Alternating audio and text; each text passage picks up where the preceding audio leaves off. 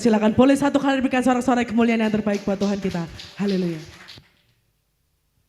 Shalom Bapak Ibu yang dikasih oleh Tuhan. Bagaimana kabarnya hari ini? Ya, kok lemes ini ya. Tuhan Yesus baik, amin. Puji Tuhan ya. Kita sudah merayakan Paskah, kita sudah merayakan kenaikan Tuhan ke surga ya. Ya, lalu kita sudah merayakan pencurahan Roh Kudus ya. Dan sekarang kita mau belajar Roh Kudus memberikan kita karunia. Kita bersyukur tidak hanya Tuhan naik ke surga mengutus rohnya. Waktu kita percaya kepada Yesus membuka hati Roh Kudus masuk dalam hidup kita. Efesus 1:13 kita dimeteraikan dengan Roh Kudus. Tetapi Roh Kudus itu juga memberi kita karunia-karunia rohani yang dipercayakan Tuhan kepada kita supaya kita pakai untuk melayani Tuhan. Supaya kita pakai untuk membangun tubuh Kristus. Supaya kita pakai, kita bertumbuh berbuah. Ya. Jadi kita jangan jadi orang Kristen yang biasa aja. Cuman datang ibadah minggu, pulang, selesai. Kita mau jadi orang Kristen ya, yang betul hidup kita itu dipakai oleh Tuhan. Hidup kita itu berguna buat Tuhan. Ya, hidup kita itu mempermuliakan Tuhan. Ya, kita mau belajar hari ini saudara bahwa semua yang Tuhan percayakan dalam hidup kita itu bukan milik kita, tapi milik Tuhan. Ya, satu hari nanti kalau Tuhan panggil kita pulang ke surga, tidak ada yang kita bawa. Ya, bahkan kacamata, anting-anting semua ditinggal. Ya. Kita pulang ke surga, seperti kita datang telanjang, kita juga pulang telanjang. Ya. Nah hari ini kita mau belajar dari 1 Petrus pasal 4 ayat 10 sampai 11. Mari kita lihat bersama-sama. 1 Petrus pasal 4 ayat 10 sampai dengan ayat yang ke-11. Kalau sudah dapat, mari saya mengundang kita semua berdiri bersama-sama. Ya. Kita mau membaca 2 ayat ini. Ya. Mari kita baca bersama-sama, 1, 2, 3. Layanilah seorang akan yang lain sesuai dengan karunia yang telah diperoleh tiap-tiap orang sebagai pengurus yang baik dari kasih karunia Allah. Jika ada orang yang berbicara, baiklah ia berbicara sebagai orang yang menyampaikan firman Allah. Jika ada orang yang melayani, baiklah ia melakukannya dengan kekuatan yang dianugerahkan Allah. Supaya Allah dimuliakan dalam segala sesuatu karena Yesus Kristus. Ialah yang empunya kemuliaan dan kuasa sampai selama-lamanya. Amin. Silakan duduk. Saudara, waktu kita belum kenal Tuhan, kita belajar bahwa ini hidup saya. Ya. Jadi ini hidup saya, terserah saya yang bertanggung jawab. Ada lagunya itu, It's My Life gitu. Terus nggak tahu lagi, saya lupa terusnya itu ya. Anak-anak muda tahu. Ada yang tahu lagu itu? Ya, It's My Life. Yang nyanyi kalau nggak salah Bon Jovi, ya. It's My Life. Ini hidup saya. Ya. Terserah saya tuh, saya mau bikin apa? Ini hidup saya. Saudara, kita mau belajar di dalam Tuhan, paradigma kita harus berubah, ya. Pergeseran paradigma dari kepemilikan menjadi penata layanan. Gini saudara, awalnya pola pemikir kita itu kita ini pemilik. Hidup saya, terserah saya. Waktu-waktu saya, mulut-mulut saya, suka saya mau ngomong apa. Ya, ini hidup saya. Biar saya yang tentukan hidup saya. Ini pola pikir pemilik. Termasuk saya lahir punya kemampuan, ini bakat saya. Ya. Saya mau pakai untuk membangun reputasi, prestise pribadi saya. Ya, ditanya, kamu sekolah buat apa? Ya buat besok kerja. Kerja buat apa? Cari uang. Uang buat apa? Ya buat beli rumah toh. Beli mobil, buat kawin. Sudah kawin buat apa? Ya buat seneng nanti punya anak. Sudah punya anak buat apa? Nah bingung dia. Ya nanti menikahkan anak punya cucu. Sudah punya cucu bagaimana? Semua hidupnya hanya buat dirinya sendiri. Itu pola pikir kita yang lama. Saya berhak menggunakan sesuka hati saya, semua yang saya miliki. Entah itu harta, kekayaan, waktu, tenaga, pikiran saya, waktu, semua. Tetapi di dalam Tuhan, setelah jadi anak Tuhan, harus dirubah pola pikirnya. Kita ini penata layanan, kita ini pengurus. Hidup ini milik Tuhan. Ini adalah kasih karunia yang Tuhan percayakan buat saya. Beda ya saudara ya, hidup saya ini sekarang milik Tuhan. Waktu saya punya Tuhan, tubuh saya punya Tuhan. Saya cuma dipercaya mengelola. Jadi terserah Tuhan, apa yang Tuhan mau dari hidup saya. Hidup saya pakai untuk Tuhan. Gitu saudara. Jadi konsepnya harus dirubah. Kalau dulu hidupku untuk diriku, kalau sekarang hidupku bukanlah aku lagi kata Paulus, tetapi siapa? Yesus yang hidup di dalamku. Ya. Nah, tujuannya apa? Kalau dulu membangun nama sendiri biar terkenal, biar hebat gitu saudara ya. Sekarang lain. Bagaimana hidup saya dipakai Tuhan membangun tubuh Kristus, membangun sesama, menjadi berkat buat orang lain. Kalau dulu semua buat saya, sekarang hidup saya ini buat orang lain. Gitu. Jadi konsepnya beda. Memang saudara, banyak orang suka tanya saya, ya, Bulani itu sibuk terus ya. Gak punya waktu tak buat keluarga. Lo punya, saya punya waktu buat keluarga. Saya kalau di rumah itu memang kurang tidur saudara ya. Toto-toto bersih-bersih. Tapi anak saya sudah tahu, mamaku itu hidupnya itu untuk Tuhan. Ya, jadi mereka sudah tahu, oh mama mesti berangkat ke Papua. Oh mama mesti pergi pelayanan. Oh mama harus menerima, memberkati banyak orang. Ya. Sekarang di rumah saya ini kan yang tinggal banyak saudara. Ya, jadi enggak cuma saya, suami dan anak, tapi ada anak-anak Papua tinggal bersama saya. Ini nanti bulan Juli datang lagi Pak, anak Papua ini. Sampai mereka suka ganggu itu Pak Kiel. Dan istri juga datang tinggal di rumah, dia guru kita yang baru dilantik di Jakarta, Rakernas GBT, jadi PDP.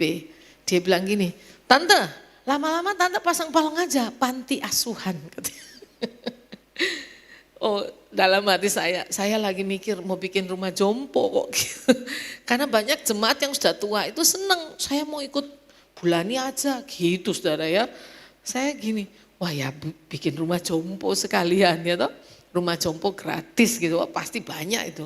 Itu kan jiwa yang sedikit lagi sampai ke surga, betul nggak? Jadi kita layani langsung masuk surga, kita dapat upah di surga, ya toh langsung.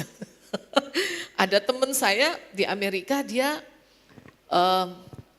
kerja di sana saudara, dia bingung, dia pikir Tuhan saya mau kerja apa yang bisa menginjili orang gitu.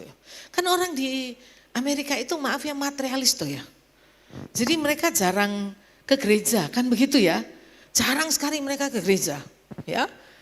Anak-anak muda enggak mau ke gereja. Biasanya gereja isinya orang-orang tua, betul.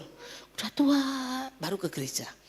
Nah teman saya dia kerja di seperti bagian sosialnya pemerintah untuk orang-orang yang sudah tua itu loh saudara.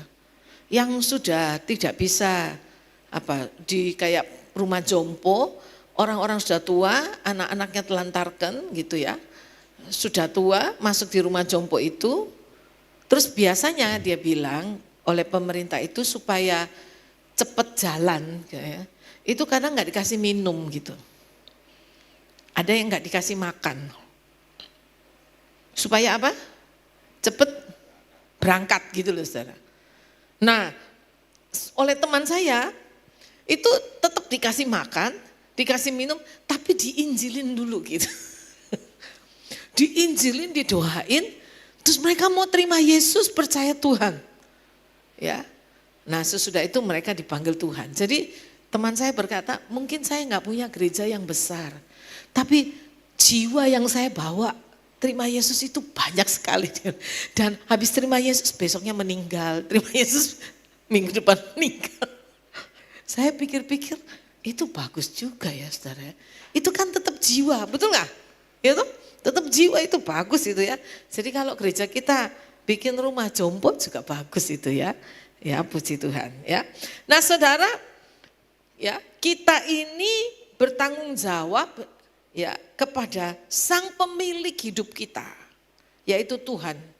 Atas penggunaan hidup kita. Atas waktu kita. Ya, atas tenaga kita. Begitu saudara. Kita bertanggung jawab kepada Tuhan. Ya, dikatakan layanilah seorang akan yang lain sebagai pengurus yang baik dari kasih karunia Allah yang dipercayakan kepada kita. Kita harus jadi pengurus hidup kita yang baik. Jadi hidup ini nggak boleh disia-siakan, waktu ini nggak boleh disia-siakan. Saudara. Harus dipakai untuk melayani Tuhan. Ya, next kita lihat ekosistem kasih karunia. Kita belajar sumber kasih karunia itu ialah Allah. Allah pemberi kasih karunia. Kita pengurus, kita bukan sumber. Ingat ya, kita pengurus. Saya suka mengajarkan bahwa hidup kita ini dari Tuhan. Sumber hidup kita itu Tuhan. Sumber berkat kita itu juga Tuhan. Sumber damai sejahtera Tuhan. Sumber sukacita Tuhan. Sumber kekuatan itu Tuhan. Saudara melayani Tuhan tidak menjadikan Tuhan sebagai sumber capek loh lama-lama. Bener capek. Kerja di rumah, di kantor, di mana saja. Kalau enggak jadikan Tuhan sebagai sumber, satu waktu kita bisa capek loh. Ada pergumulan masalah, letih lelah loh kita. Jadikan Tuhan sumber. Sekali lagi ya, Tuhan adalah apa saudara? Sumber hidup kita. Sumber sukacita. Yang sumbernya itu luar biasa, enggak pernah habis. Kalau manusia dijadikan sumber sebentar saja saudara. Manusia itu bisa kering, bisa berubah, bisa habis saudara. Misalnya, wah saya seneng loh, anakku itu sumber sukacita saya. Loh kalau jadikan anak sumber sukacita, satu waktu anak bisa kecewakan enggak? Bisa sekali. Bisa saudara. Ya. Nah, yang kedua kita belajar Roh Kudus adalah kekuatan kita. Tuhan memberi kita kuasa ketika Roh Kudus turun ke atas kita. Kita punya kuasa. Kuasa untuk menjadi saksi Tuhan. Kuasa menjalani hidup menjadi saksi Tuhan. Kuasa untuk berbicara dalam nama Tuhan. Diberi hikmat, diberi kemampuan oleh Roh Kudus. Karena itu melayani Tuhan, kita perlu Roh Kudus. Saudara bekerja di rumah, di luar rumah, di mana saja saudara butuh Roh Kudus. Saudara. Gak ada Roh Kudus gak kuat kita, gak mampu.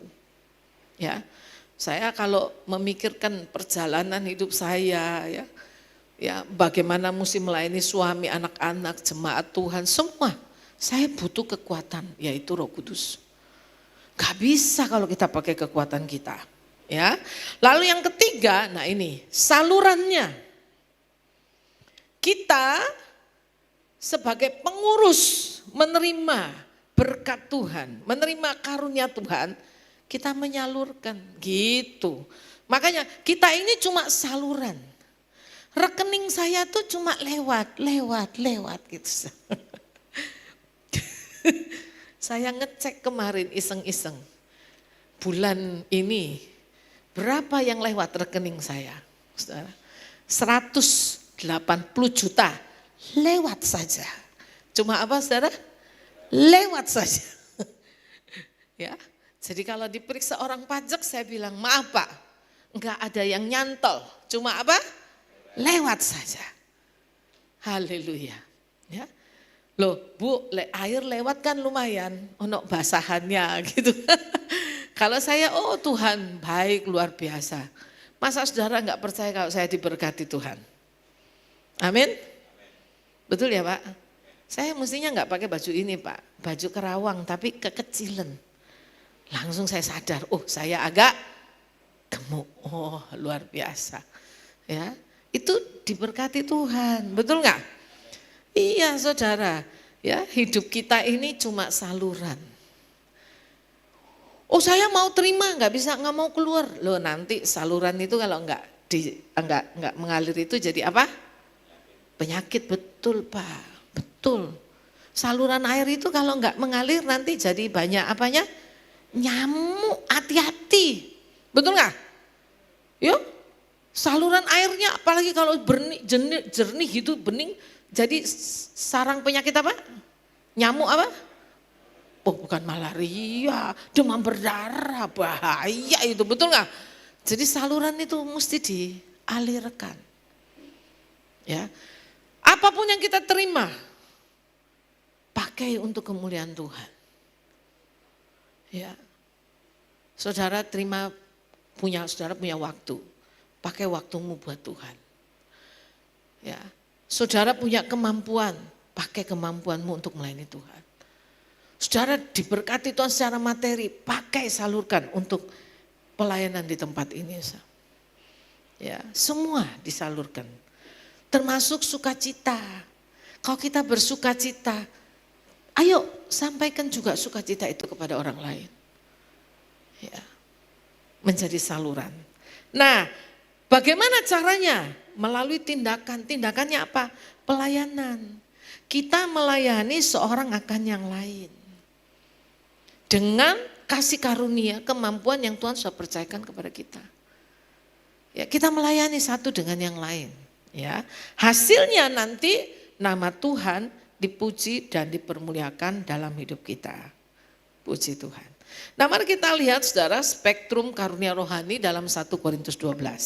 Ya, satu roh mengerjakan dalam hidup kita rupa-rupa karunia, rupa-rupa pelayanan, rupa-rupa tanda ajaib saudara. Beberapa contoh karunia yang Tuhan berikan buat kita waktu kita percaya Tuhan. Satu, hikmat. Ya, ada orang punya karunia hikmat. Bu, bagaimana caranya supaya punya karunia hikmat? Minta kepada Tuhan. Tuhan beri saya karunia hikmat. Ada masalah apa dia tenang, dia berdoa tanya Tuhan, ada hikmat Tuhan berikan. Ada karunia pengetahuan. Ya, dia bisa membaca sesuatu dan Tuhan membukakan dia pengetahuan. Nah, ini cocok untuk misalnya jadi pengajar. Karunia hikmat cocok jadi pemimpin, jadi gembala, jadi konselor. Ya. Lalu ada karunia apa lagi saudara? Karunia iman. Ini pemimpin bagus banget punya karunia iman. Yakin, percaya, memotivasi orang. Ayo kita bisa, mari kita maju bersama. Karunia kesembuhan.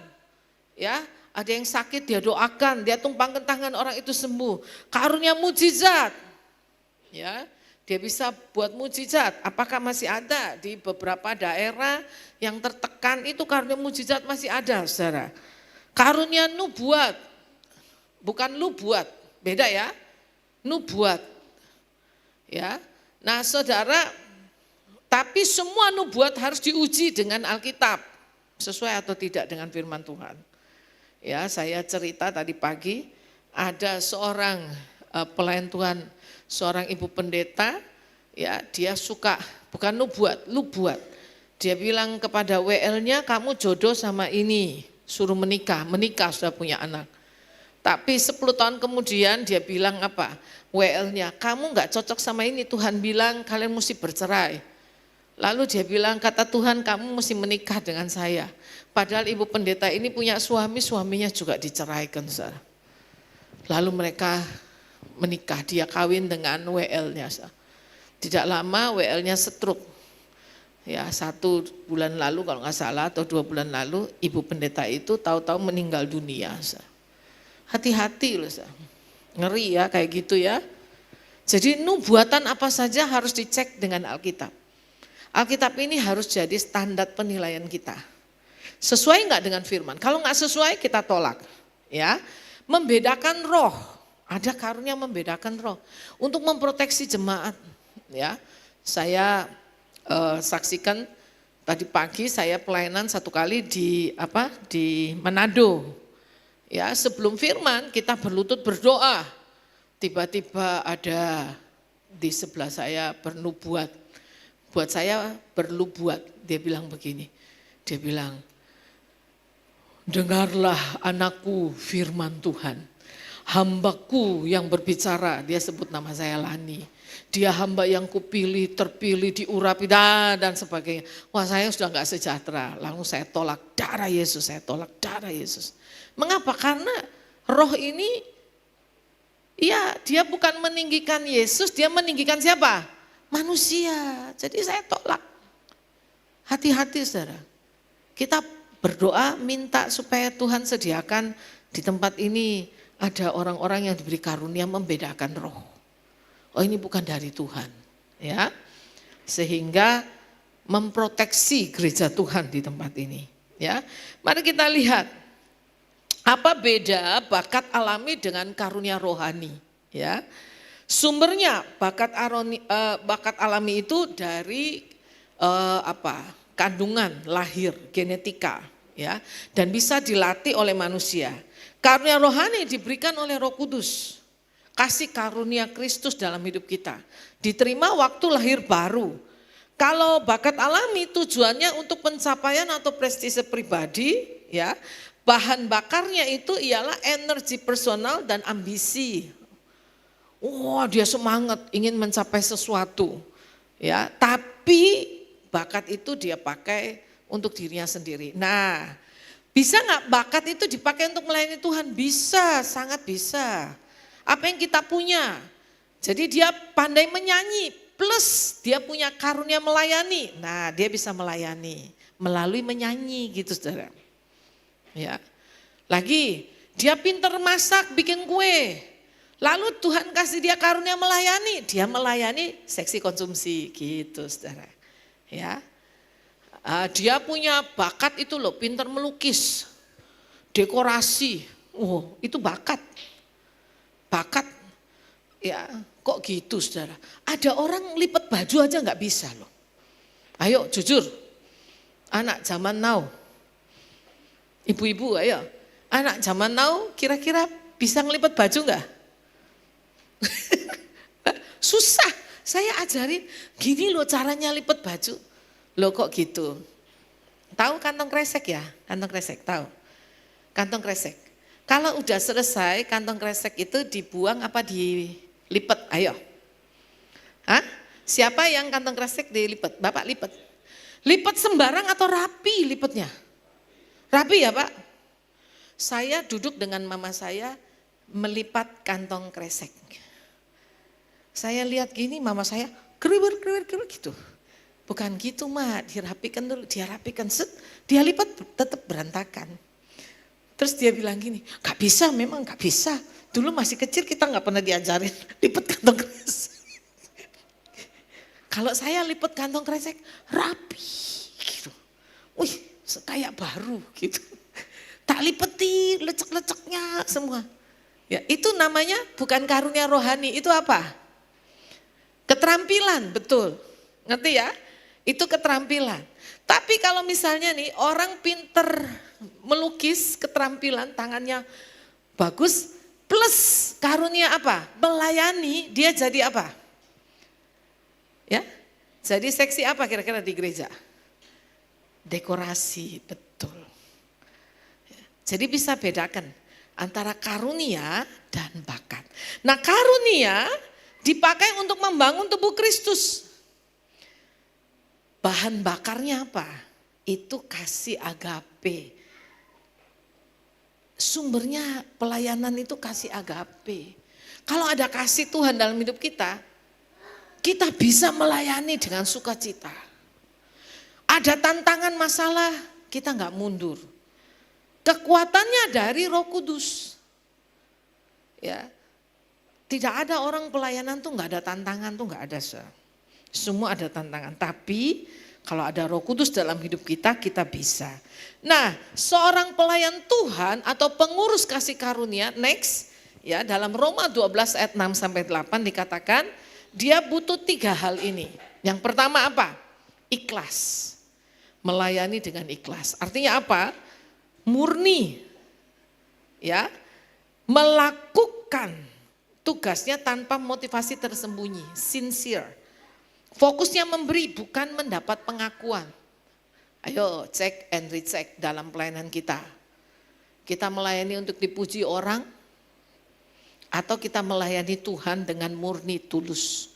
Melayani untuk dapat keuntungan, atau melayani tulus untuk menyenangkan Tuhan. Yang kedua, dia rajin, diligent. Disiplin, berdedikasi tinggi, melayani dengan standar. Ya. Keunggulan kerajaan Allah. Beri yang terbaik buat Tuhan. Yang ketiga, dia melayani dengan sukacita, joyful, semangat. Tidak bersungut-sungut. Nah, menyadari bahwa melayani adalah sebuah hak istimewa, bukan beban.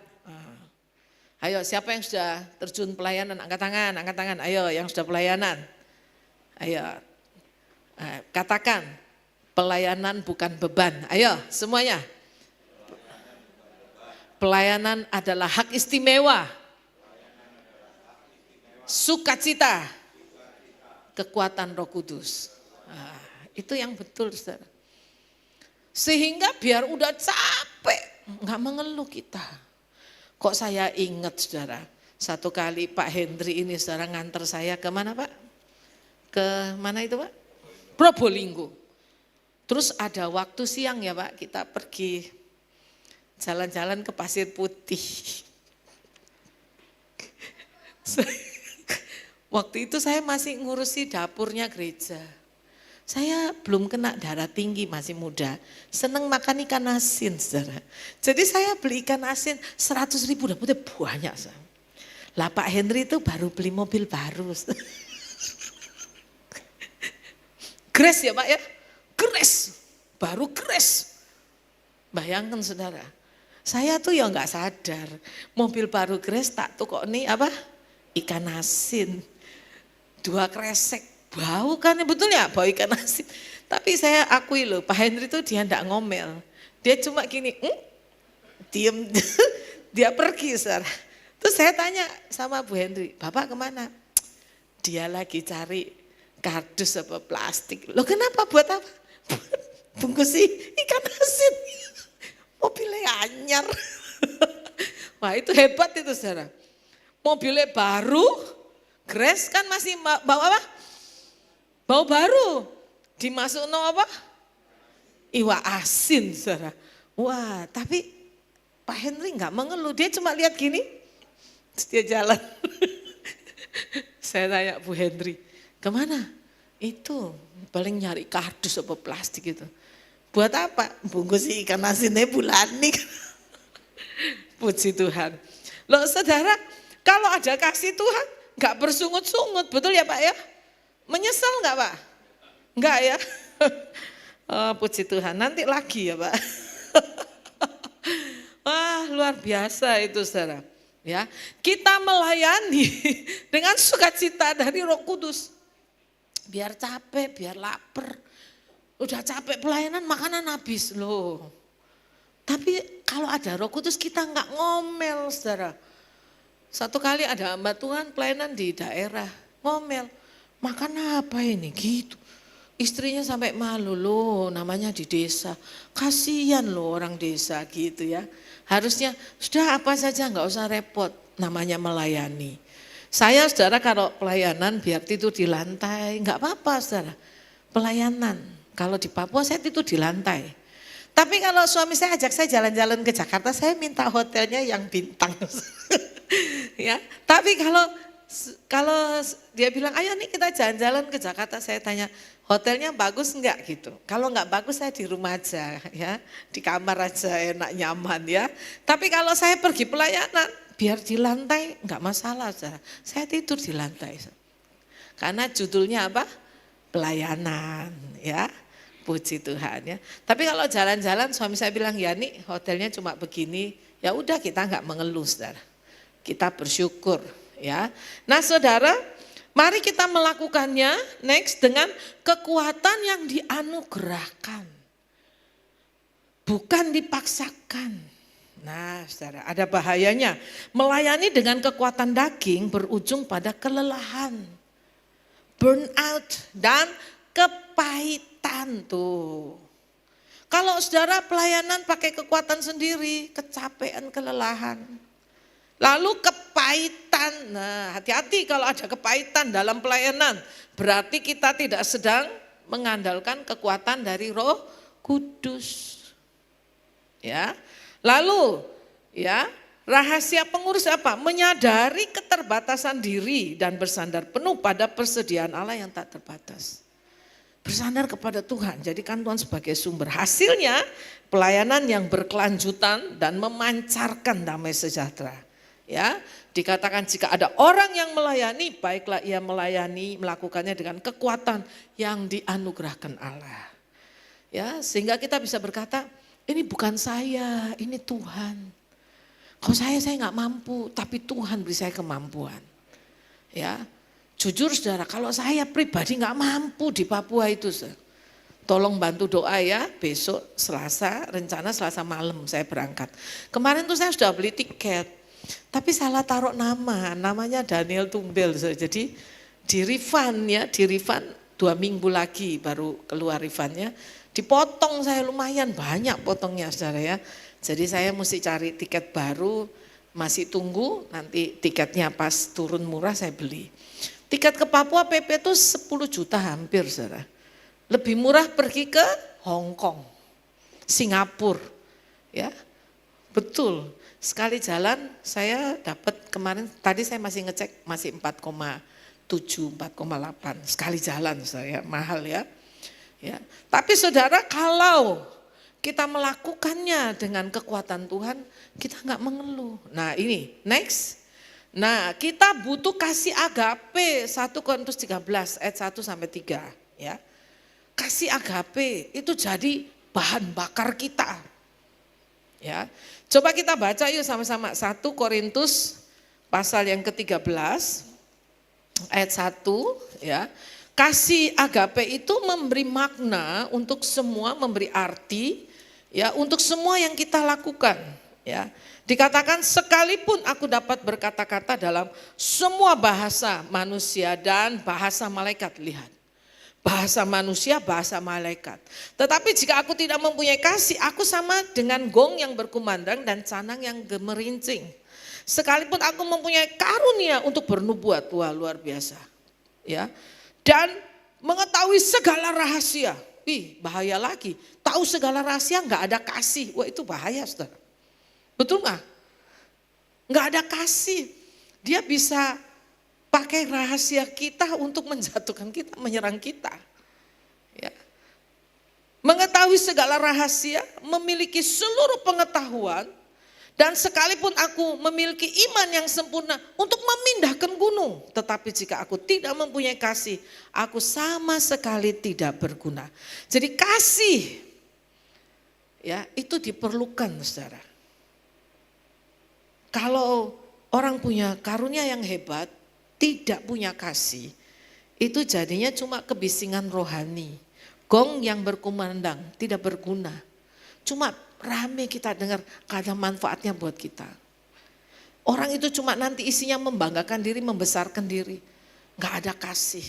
Tapi kalau dia punya karunia mungkin sederhana atau biasa, plus kasih, maka memiliki faedah yang kekal yaitu membangun tubuh Kristus. Saudara, kasih adalah yang memberi makna atas segala karunia rohani dan pelayanan yang kita lakukan. Tanpa kasih, karunia sebesar apapun bernilai 0 di mata Allah. Jadi kita udah melayani bagus nih, bagus semua. Plus kasih, jangan karena terpaksa. Cuma tinggal tambah kasih kepada Tuhan gitu. Maka semua ini bermanfaat, berfaedah buat kita, buat sesama dan buat Tuhan. Ya, mari kita lihat saudara. Next, paradok kasih karunia. Ekosistem saling ketergantungan. Roh Kudus sengaja mendesain kasih karunia agar terkunci jika digunakan untuk ego pribadi. Karunia Anda tidak pernah diberikan untuk diri Anda sendiri. Karunia Anda baru akan aktif, berfungsi, berguna, bermanfaat jika kita saling melayani satu dengan yang lain. Gereja didesain agar kita tidak bisa hidup sendiri tanpa orang seiman, tanpa orang lain. Kita saling membutuhkan. Ada orang bilang gini, saya mau jadi karena dia kepahitan di gereja, wes gak usah gereja-gerejaan, saya tetap kok ikut Tuhan, tapi saya di rumah aja sendiri baca Alkitab, nyanyi-nyanyi sendiri. Saudara, kita ini saling membutuhkan satu dengan yang lain. Makanya kita butuh persekutuan. Ada sekarang kan gereja online, ada ya, betul ya? Kalau sakit sudahlah online, tapi kalau kita punya kemampuan bisa datang beribadah. Ada persekutuan bersama-sama. Nah, persekutuan ini akan berdampak ke dalam, yaitu apa? Pertumbuhan tubuh Kristus. Next, Efesus 4. Pelayanan Anda yang tampaknya kecil adalah seperti bata. Satu batu bata yang disusun untuk pembangunan bait suci Allah yang megah. Ya, kita kelihatannya seperti kecil, saudara, nggak berguna, nggak bermanfaat. Ya, satu kali ada seorang anak Tuhan datang kepada Bapak Pendeta, terus dia bilang, Pak, saya ini kayaknya nggak berguna hidup saya. Saya ini nggak punya kehebatan karunia yang wah, kalau lihat yang lain tuh pinter nyanyi, main musik, khotbah, ngajar, wah, kalau korban banyak. Saya ini cuma orang biasa. Saya cuma punya kemampuan yang biasa saja, sederhana. Lalu Bapak Gembalanya bilang gini, Tuhan bisa pakai hidupmu. Dia bilang, kalau saya seperti bejana yang retak katanya. Dia bilang gitu ya. Enggak utuh, saya ini kayaknya cuma biasa aja Pak, orang biasa. Lalu Bapak Pendeta itu memberi dia satu ilustrasi yang indah. Bapak Gembala ajak dia keluar, lalu dia bilang, coba kamu lihat itu. Lihat jalan, di depan gereja itu ada jalan gini, saudara. Ada jalan naik sampai ke atas ya. Di bawah itu ada seperti sungai. Lalu ada di atas itu kayak ada rumah tinggal. Terus Bapak Pendeta bilang, coba kamu perhatikan tanaman di kiri dan di kanan jalan itu.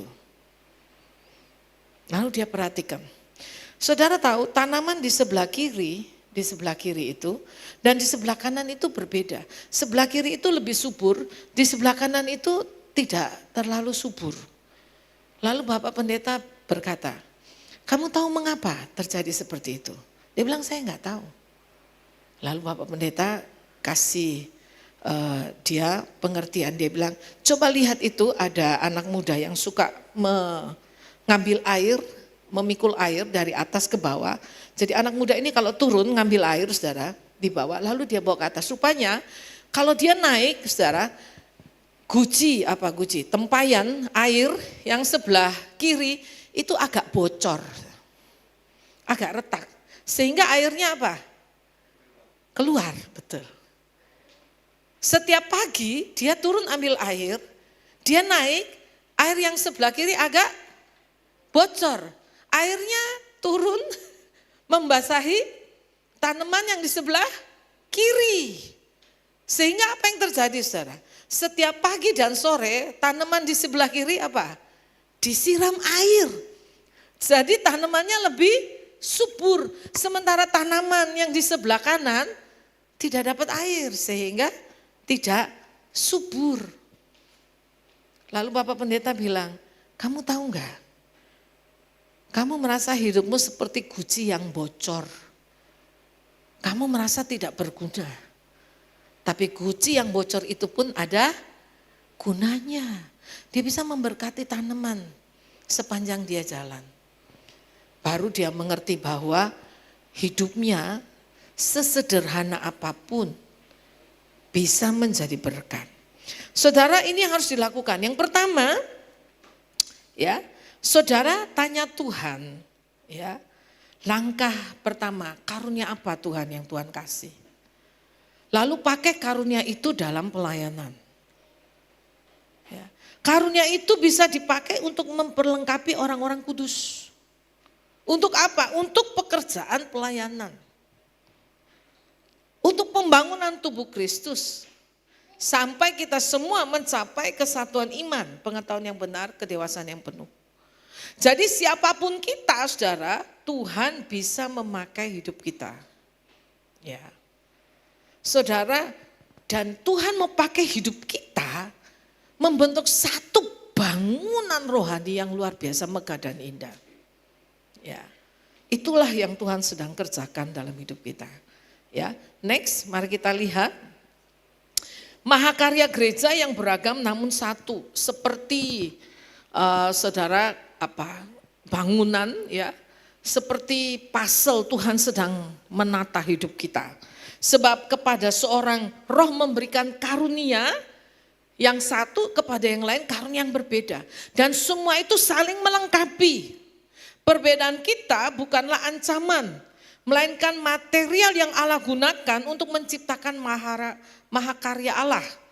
Gereja yang dewasa adalah mosaik, seperti mosaik, ya, puzzle itu ya saudara, mosaik, di mana setiap kepingan menempati posisinya dengan taat. Ya, jadi kita ini semua indah di mata Tuhan. Apapun keadaan kita, Tuhan sedang menata kita, saudara, sedang membentuk kita, memakai hidup kita. Jadi jangan merasa diri, saya nggak bisa apa-apa. Apapun keadaan kita, Tuhan bisa pakai kita.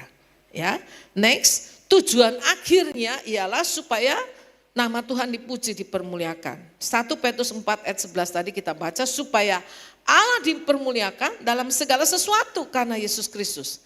Ialah yang empunya kemuliaan dan kuasa sampai selama-lamanya. Ya, saudara, tujuan hidup kita supaya dalam hidup kita nama Tuhan dipuji dan dipermuliakan. Ya, sekarang aplikasinya, mari kita lihat slide terakhir. Yang pertama, apa yang harus kita lakukan? Berdoa, cari tahu di mana Roh Kudus, ya, telah memampukan Anda. Apa karuniamu? Itu nomor satu, tanya. Tanya Tuhan. Tuhan mau pakai saya di mana? Ya. Yang kedua, jangan cuma doa saja, tapi kita harus terjun dalam pelayanan. Daftarkan dirimu dalam pelayanan. Saya mau tanya, sekali lagi ini terakhir, siapa yang sudah terjun dalam pelayanan? Angkat tangan yang sudah. Yang belum, angkat tangan yang belum. Ayo, sesudah ini tanya Tuhan, Tuhan mau pakai saya apa ya dalam pelayanan. Ya. Yang terakhir, latih dalam komunitas. Karunia tidak berfungsi dalam isolasi, libatkan diri dalam kelompok kecil, komunitas sel untuk mengasah karunia Anda bersama orang percaya lainnya. Anda dipanggil, diperlengkapi, diutus. Jadilah pengurus yang setia hari ini. Ya. Biarlah saudara semua karunia yang Tuhan percayakan buat kita tidaklah sia-sia. Ya, supaya kalau Tuhan panggil kita pulang, Tuhan gak bilang gini, hamba yang jahat, aku kasih kamu karunia kok kamu simpan. Ya, tapi kita mau berkata, Tuhan, ini yang Tuhan percayakan buat saya, hidup saya, waktu saya, tenaga saya, pikiran saya, kemampuan saya, kesehatan saya mau kembalikan untuk melayani Tuhan. Amin, kiranya Tuhan memberkati. Mari kita tundukkan kepala bersama-sama. Mari saya undang musik maju ke depan, menaikkan pujian, melayani lebih sungguh, dan kita semua tunduk kepala di hadapan Tuhan. Saya minta 1 menit saja waktu saudara untuk merenungkan. Yang pertama, tanya Tuhan apa yang Tuhan mau dari hidupmu. Tanya Tuhan karunia apa yang Tuhan sudah berikan. Tanya Tuhan tanggung jawab apa yang Tuhan sudah percayakan. Ya. Lalu mulai dari situ katakan, Tuhan, ini hidupku, pakailah aku Tuhan. Pakailah waktuku, tenagaku, pikiranku, keahlianku, kemampuanku, kesehatanku, dan harta kekayaanku untuk Tuhan. Pakai hidupku untuk melayani Tuhan. Haleluya. Tuhan rindu memakai hidupmu, supaya dalam hidupmu nama Tuhan dipuji, dipermuliakan. Tuhan rindu memberkati engkau supaya engkau menjadi saluran berkat. Tuhan rindu memperlengkapi engkau supaya engkau kuat di dalam Tuhan. Dan hidupmu boleh dipakai untuk pelayanan, di dalam pelayanan Tuhan. Haleluya. Siapa yang mau berkata, Tuhan ini hidupku Tuhan, aku mau melayani Engkau dengan apa saja yang Tuhan percayakan dalam hidupku. Angkat tanganmu di hadapan Tuhan. Haleluya. Haleluya. Terima kasih Tuhan. Tuhan melihat tangan-tangan yang sudah diangkat. Tuhan melihat hati kami, kerinduan kami untuk melayani Engkau. Ya Tuhan Yesus. Satu hari kalau Tuhan panggil kami pulang ke surga, kami harus mempertanggungjawabkan waktu kami, tenaga kami, hidup kami, pikiran kami, kesehatan kami, harta kami kepada Tuhan. Biarlah kami didapati setia Tuhan. Setia Tuhan. Kami sudah menjadi pengurus yang baik dari hidup kami yang Tuhan percayakan buat kami. Terima kasih Tuhan. Haleluya. Mari kita berdiri bersama-sama, kita naikkan pujian ini. Melayani